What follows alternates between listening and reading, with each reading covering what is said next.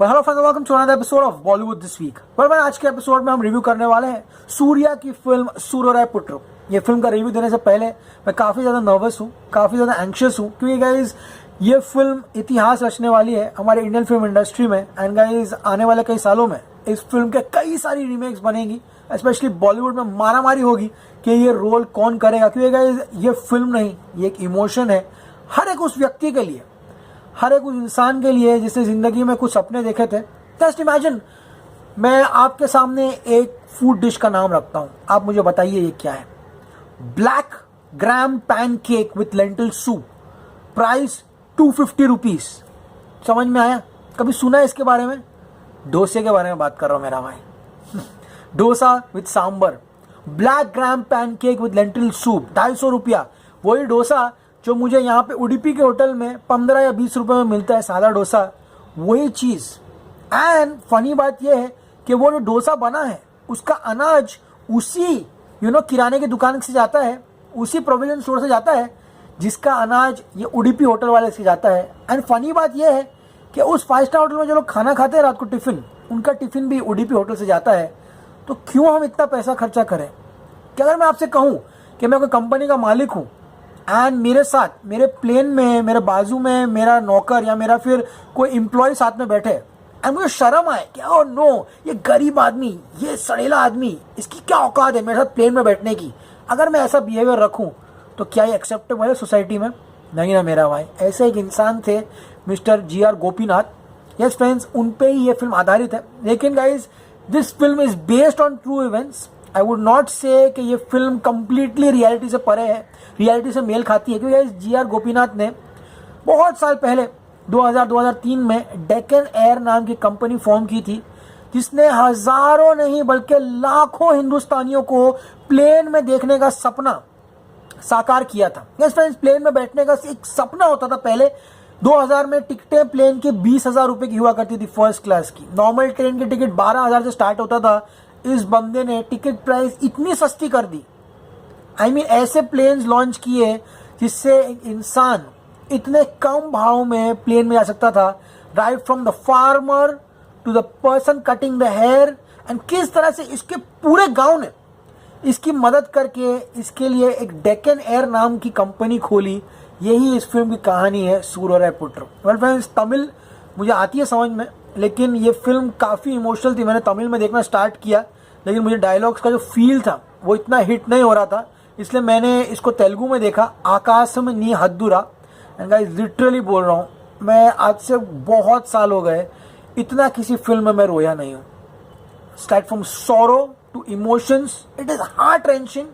किस तरह से महा नाम का व्यक्ति है सूर्या, जो कि गांव में रहता है, गांव में बिजली नहीं है, उनके पिता उनको बिजली लाने में मदद करते हैं। गांव में स्टेशन है लेकिन ट्रेन नहीं रुकती, लेकिन उनके पिता के बोलने पर एंड उनकी क्रांतिकारी करने के बाद ट्रेन वहाँ पर रुकती है। किस तरह से वहाँ से एक दिन अपने घर छोड़कर वो चले जाता है एंड यहाँ पर जाके वो डिफेंस ज्वाइन करता है।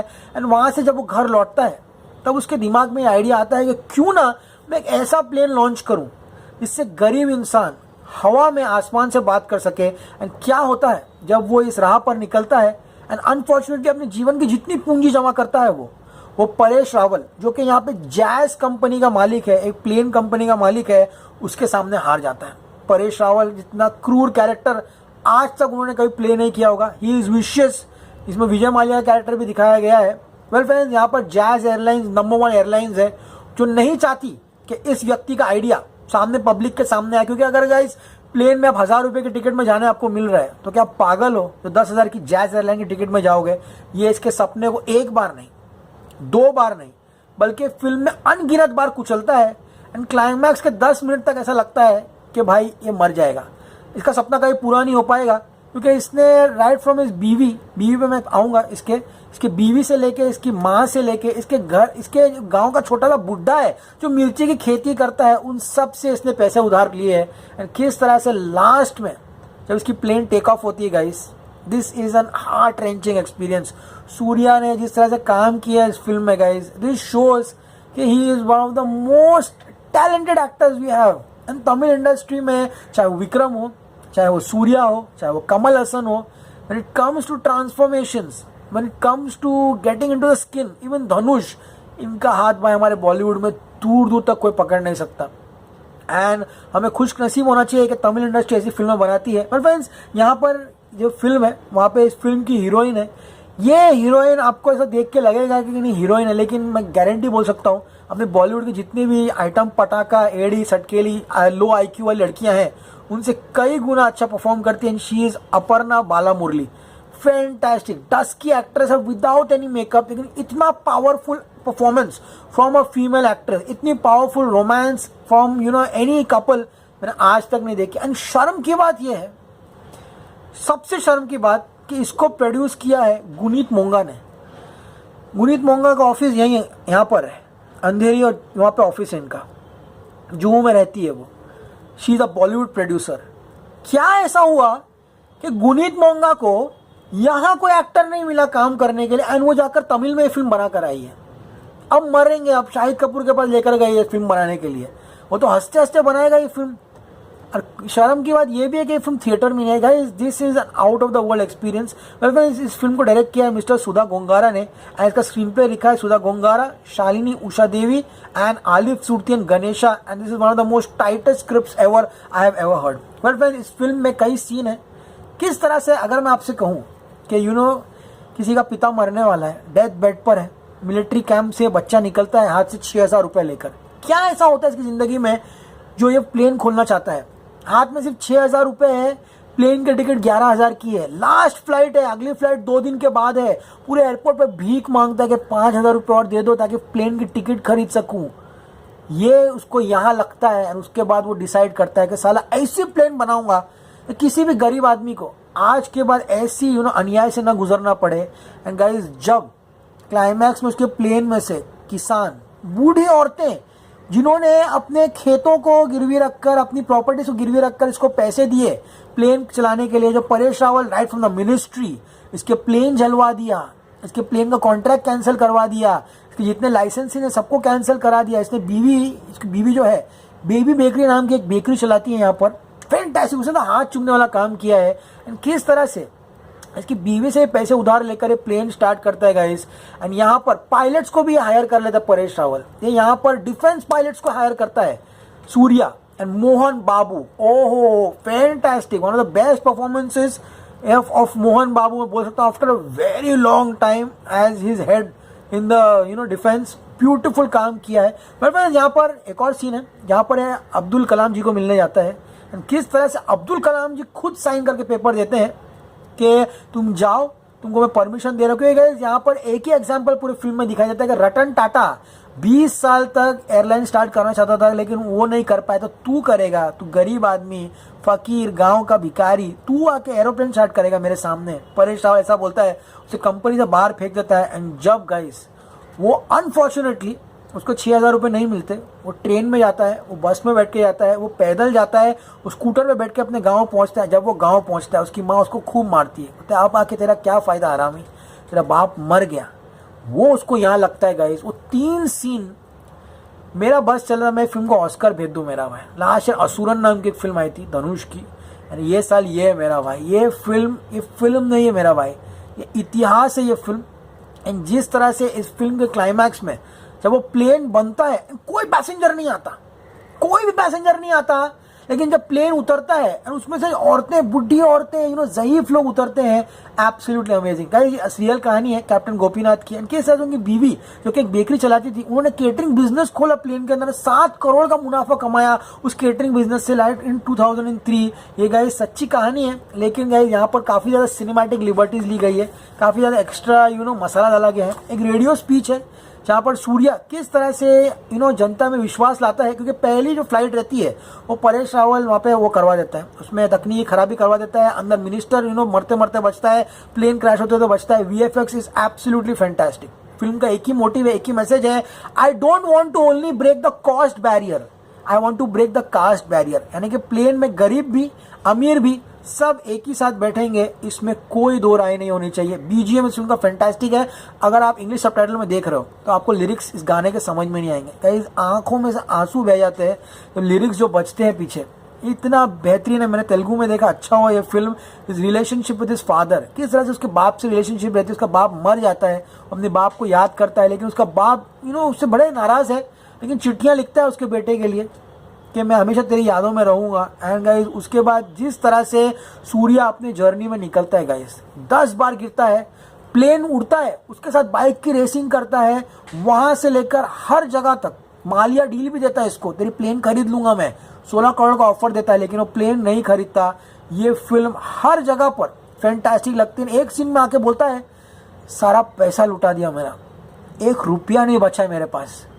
क्योंकि बीवी खाना लेके आती है उसको खिलाने के लिए, कहता है तुमने खाने में जहर डाला होगा ना, खिला दो मेरे को। ऐसी नौबत है कि मेरे घर वाले मेरे को खाने में जहर डाले खिला दे। तब उसकी बीवी बोलती है तुमने डील एक्सेप्ट की मालिया की? बोलता है नहीं। बोला अगर तुम वो डील एक्सेप्ट करते थे ना तब जाके तुझे मैं जहर खिलाती, लेकिन तूने अपना स्वाभिमान रखा, मैं तुझे खाने में जहर नहीं दूंगी गाइस। क्योंकि वो मालिया जो रहता है शाना, इसकी प्लेन खरीदने की कोशिश करता है, लेकिन गाइस रियल लाइफ में आई थिंक किंगफिशर ने ही डेक्कन एयर के शेयर्स खरीदे थे। काफ़ी फेमस इंसिडेंट है। तो फ्रेंड्स फिल्म की रोमांस भी काफ़ी अच्छी है। जो बेबी है यहाँ पे हीरोइन, मैं आपको फिल्म इसलिए समझा रहा हूँ क्योंकि मेरे चैनल पे मुझे पता है बहुत सारे लोग हैं जिनको दिक्कत आएगी फिल्म समझने में। यहाँ समझ लो, फिर जाके वापस से फिल्म देखो जाकर सबटाइटल्स में। मेरे फ्रेंड जो बेबी रहती है वहाँ पे किस तरह से स्टार्टिंग में उनकी शादी होती है, गाने मणिरत्नम की फिल्म के गानों की याद दिलाएंगे आपको। गाने इस फिल्म के बहुत बेहतरीन है, म्यूजिक इतना बेहतरीन है, रस्टिक म्यूजिक है by music is given by mister जीवी प्रकाश। बहुत ही फैंटास्टिक है, जीवी प्रकाश का म्यूजिक हमेशा दिल को छूता है। असुरन का म्यूजिक भी उन्होंने ही दिया है गाइस। यहाँ पर जो थीम है, यानी कि जो सूर्या की थीम है जिसको मारा बोलते हैं, वेयन सिल्ली मनरुंदा कात्तु पयाले आगाजम नल्लु निमिषम ऊसुरे, जितने भी गाने हैं गाइस दिल को छू देते हैं। लेकिन गाइस जो हस्बैंड एंड वाइफ रिलेशनशिप दिखाया गया यहाँ पे बहुत ही फैंटास्टिक है। Small planes, turbo props, cargo planes, किस तरह से 200 सीट की प्लेन से अच्छा मैं कार्गो प्लेन को पैसेंजर प्लेन में चेंज कर दूं, कन्वर्ट कर दूं, वो कॉन्सेप्ट भी बहुत बेहतरीन तरीके से दिखाया गया है गाइस यहाँ पर। लेकिन India is a country of emotions, यहाँ पर इमोशंस की वैल्यू सबसे ज्यादा है। किस तरह से पूरा गांव अपना सामान पैसा गिरवी करके इसको पैसा देता है चलाने के लिए। एंड गाइस यहाँ पर परेश रावल इतना हरामी रहता है कि जो एयर स्ट्रिप रहती है वहां पर भी इनको बैन कर देता है। प्लेन में बैठने आते हो ना, एक बस लेके आती प्लेन तक, वो लैंडिंग भी इन लोग को 2 किलोमीटर दूर देता है। इन लोग गवर्नमेंट प्रॉपर्टीज, वो एयर स्ट्रिप्स जो बंजर रखी हुई है उनको बनाते हैं। वो सीन तो बहुत ही अच्छी दिखाई दे गई है। एंड कॉन्सेप्ट ये है कि ट्रेन में वेटिंग लिस्ट रहती है, उन वेटिंग लिस्ट वालों को क्यों ना प्लेन में जाने का मौका दे। जब 3000 की एसी की ट्रेन की टिकट है तो 3000 में हम लोग प्लेन में जा रहे हैं, आज यही हो रहा है ना। ये इंसान विजनरी था उस चीज का। Right from credit card booking to internet booking, उस जमाने में इतना फास्ट इंटरनेट नहीं हुआ करता था मेरा भाई। 2006-2007 में हम लोग पेट्रोल पंप पे जाया करते थे, वहां पर रिलायंस का बूथ हुआ करता था, या फिर कोई सुपरमार्केट जाते थे, वहां पर एरोप्लेन की टिकट्स बुक हुआ करती थी। किस तरह से डायरेक्ट एरोप्लेन की टिकट्स बुक करना थ्रू, नॉट थ्रू एजेंट्स, ये भी कॉन्सेप्ट वो देता है। लेकिन गाइस परेश रावल और सूर्या के बीच में डायलॉग्स रहते हैं, इन दोनों की जो वार्तालाप रहती है वो बहुत ही बेहतरीन तरीके से दिखाई गई है। किस तरह से 57 ईयर्स के जो पायलट्स हैं उनको हायर करता है वो, क्योंकि सब पायलट परेश रावल खरीद लेता है, प्लेन चलाने के लिए भी कोई नहीं रहता है गाइज। वो सीन बहुत ही बेहतरीन रहते हैं। एंड गाइज जिस तरह से यहाँ पे प्लेन क्रैशेस दिखाए गए हैं, VFX, द एयर स्ट्रिप्स बहुत ही बेहतरीन है। वेल फ्रेंड्स, जितना कोशिश हुआ मेरे से मैं आपको बताया फिल्म के बारे में, आप भी जाके फिल्म देखिए, आपको इतना रोना आएगा। इस जो बंदे ने एक्टिंग किया सूर्या ने, यहाँ से ऐसा लगता है कि मैं एक रियल लाइफ देख रहा हूँ। सूर्या वाकई में एयर डेक्कन का मालिक है और वो प्लेन बना रहा है। उसकी बीवी, उसके जितने भी दोस्त साथ में चटर पटर जो घूमते रहते हैं, सारे लोगों ने बहुत फैंटास्टिक काम किया। उर्वशी उसकी जो माँ है भाई, ऐसी फिल्में मैं को लिखत दे सकता हूँ, बॉलीवुड कभी जिंदगी में नहीं बना सकता। इन लोग का बाप की, इनकी औकात ही नहीं है बॉलीवुड की ऐसी फिल्म बनाने के लिए। हमारे इंडस्ट्री में कोई ऐसा एक्टर ही नहीं जैसे एक्टिंग कर सके। सच्ची बोल रहा हूँ, 100 बात की एक बात, थक गया हूँ मैं भी इंडस्ट्री से, मेरे बॉलीवुड के। ऐसी फिल्में लोग कभी जिंदगी में नहीं बना पाएंगे। सूर्या पुट्रू भाई सल्यूट है मेरा, स्टार्स देने की मेरी कोई औकात नहीं है इस फिल्म को। 5 मैन, देखो जाके, मेरी सबसे विनंती, क्योंकि रिव्यू कोई देखने वाला है नहीं, मैं जानता हूँ ना। अगर ये रिव्यू देख रहे हो, अगर आप तक ये पहुंचा है, मेरी आपसे विनंती है, ये फिल्म जरूर देखिए मेरा भाई। It is a masterpiece, it's a masterpiece. Stay cool man.